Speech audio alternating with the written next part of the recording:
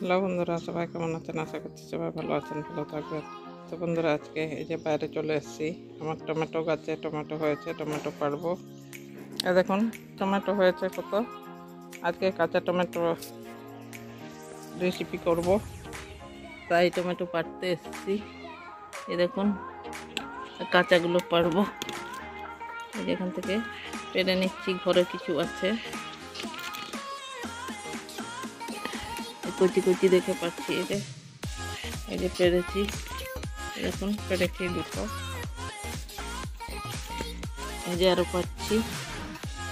তো ঠিক আছে, এবারে পেড়ে নিয়ে যাই, তারপরে কিভাবে রান্না করব সেটাই দেখাবো। এই যে একটা পেড়েছি, আর ঘরে আছে কিছু, তো ওগুলো দিয়ে আজকে একটা রেসিপি করব।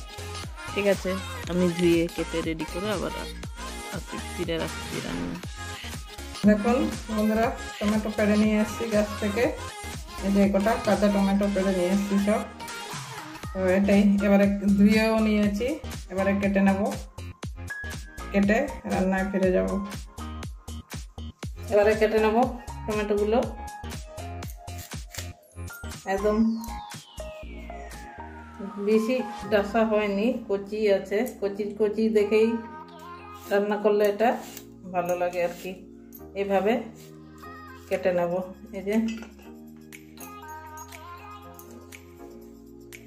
বটার এখানটা একটু শক্ত থাকে, তো সিদ্ধ হতে চায় না, ওই জন্য কেটে বাদ দিয়ে দিচ্ছি। এইভাবে সবকটা টমেটো কেটে নেব। পরে লাগিয়েছিলাম টমেটো গাছটা, ওই জন্য এখনো টমেটোগুলো পাকেনি। পাকছে, কিছু পাকছে, আবার কিছু কাঁচাই আছে, তো দেখালাম গাছে।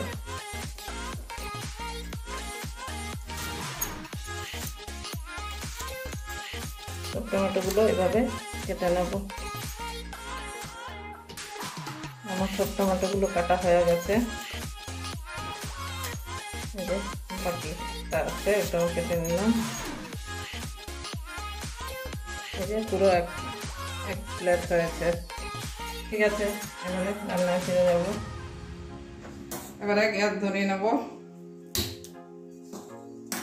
কড়াইটা বসিয়ে দিচ্ছি। কড়াইটা গরম হয়ে গেছে, এবারে তেল ঢেলে নেব, সর্ষের তেল।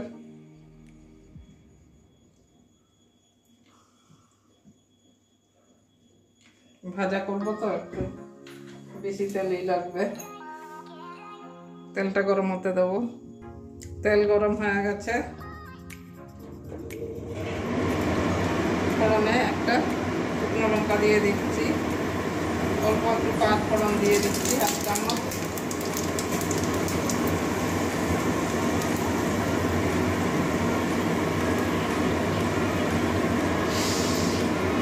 এবারে কাঁচা লঙ্কা আর পেঁয়াজ কুচি দিয়ে দেবো।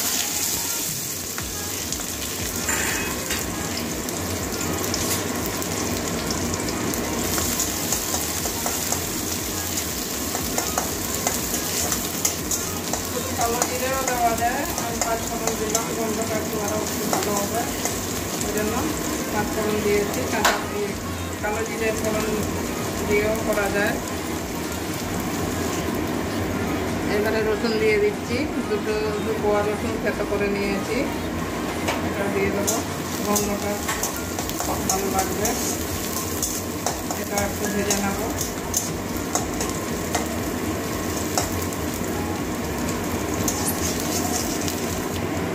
পেঁয়াজ রসুন সব ভাজা হয়ে গেছে।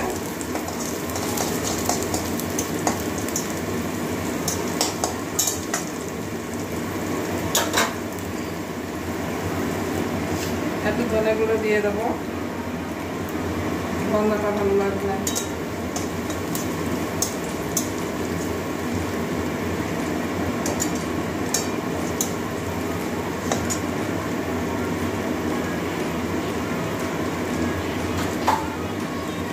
একটু কাশ্মীরি লাল লঙ্কার গুঁড়ো দিয়ে দেবো কালারের জন্য।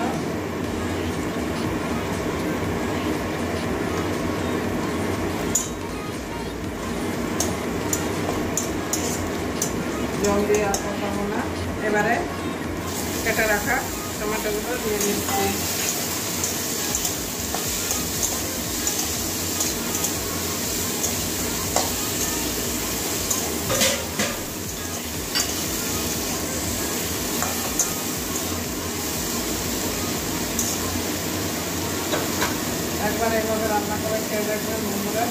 এবারে নুন দিয়ে দিচ্ছি পরিমাণ মতো।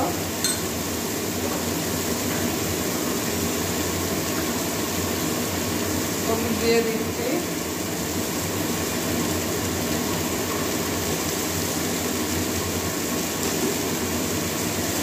একটুখানি চিনি দিয়ে দিচ্ছি ব্যালেন্সটা ঠিক রাখার জন্য। আর টমেটোটা একটু চিনি দিলে ভালো লাগবে। কিছু কচিও আছে, আবার কিছু একটু দাফাও হয়েছিল, তো ওই জন্য একটুখানি চিনি দিয়ে দিলাম, ব্যালেন্সটা ঠিক থাকবে।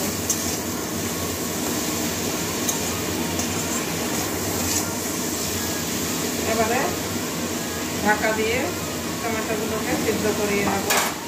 এবারে ঢাকা দিয়ে দিচ্ছি, মিডিয়াম আছে, ঢাকা দিয়ে দিয়ে এটাকে ভেজে নিতে হবে।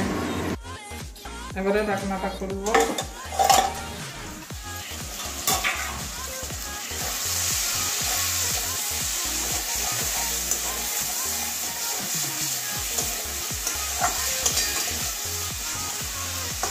এই টমেটোটা একদম নরম হয়ে গেছে, সিদ্ধ হয়ে গেছে।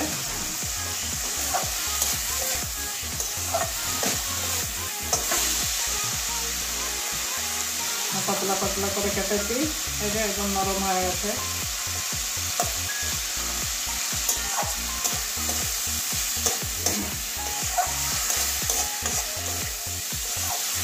খুব সুন্দর গন্ধ বেরিয়েছে বন্ধুরা। এই যে পাঁচফোড়ন, পেঁয়াজ, রসুন সব ভেজেছি, এগুলো গন্ধ খুব সুন্দর গন্ধ বেরিয়েছে। নরম হয়ে গেছে, আমার ভাজা মোটামুটি প্রায় কমপ্লিট হয়ে গেছে।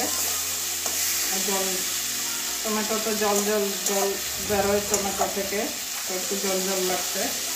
তো এবারে একটুখানি নাড়িয়ে চাড়িয়ে ভালো করে একটু জলটাকে শুকাবো। বন্ধুরা আমার কাঁচা টমেটো ভাজা হয়ে গেছে, একদম খাওয়ার জন্য রেডি হয়ে গেছে। এবারে নামিয়ে একটা প্লেটের মধ্যে বেড়ে দেখাচ্ছি। বন্ধুরা আপনারা অবশ্যই একদিন এভাবে বাড়িতে বানাবেন। আর এরকম টমেটো ভাজা থাকলে আর গরম ভাতের সঙ্গে আর কিছু লাগবে না। ছোটো থেকে বড়ো সবাই আনন্দ করে খেয়ে নেবে, আর খেতে খুব টেস্টি হয়। এইরকম এই কাঁচা টমেটো যদি এভাবে রান্না করে খাই, এমনকি রুটির সঙ্গেও, রুটি পরোটার সঙ্গেও খাওয়া যাবে, এতটাই টেস্টি হয়। একদিন রান্না করে খাওয়াবেন বাড়ির সবাইকে, প্রত্যেক দিন রান্না করে। কাঁচা টমেটো বাজারে গেলে কাঁচা টমেটোই খুঁজবে।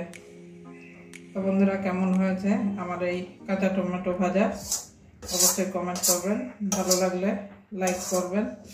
তো আজকের জন্য এটুকুনই। খুব কম সময়ে একটা ভালো তরকারি হয়ে গেল, মানে ভাজা হয়ে গেল আর কি। তো আজকের জন্য এটুকুনই, আবার অন্য কোনো দিন অন্য রান্না নিয়ে আসবো। সবাই ভালো থাকবেন।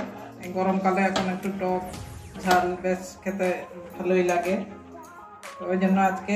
আর যেহেতু আমার তো গাছ আছে, গাছের টমেটো, ওই জন্য বাজারে এখন কাঁচা টমেটো পাওয়া যাচ্ছে না, এখন তো গরমকাল চলে এসছে। তো বন্ধুরা অনেক বক বক করে ফেললাম, তো আজকের জন্য এটুকুনই। সবাই ভালো থাকুন এই গরমে। টাটা।